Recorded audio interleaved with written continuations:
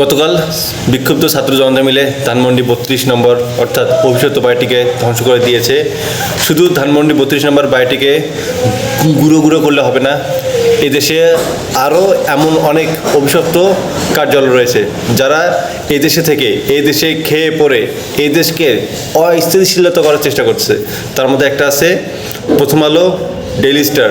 এই ধরনের যেগুলো অপসাংবাদিকতা রয়েছে, যেগুলো আমাদের দেশকে আমাদের দেশের বিরুদ্ধে মিথ্যা নিউজ ছড়িয়ে সারা পৃথিবীতে বাংলাদেশকে একটা জঙ্গি রাষ্ট্র হিসেবে প্রমাণ করার চেষ্টা করে, যেসব সাংবাদিকতার নামে অপসাংবাদিকতা দেশের মধ্যে সৃষ্টি করে, যারা আমাদের দেশের মধ্যে মিথ্যা সংবাদ ছড়িয়ে গুজব ছড়িয়ে দেশের মানুষের মধ্যে একটা সংঘর্ষময় পরিবেশ তৈরি করে, এসব কার্যালয় বাংলাদেশ থেকে বিতাড়িত করতে হবে। তাই আমাদের পরবর্তী টার্গেট প্রথম আলো, ডেইলি স্টারের মতো যেসব কার্যালয় রয়েছে এসবগুলোকে আমরা ভেঙে চুরে গুঁড়ে মাটির সাথে তো মিশে দেব।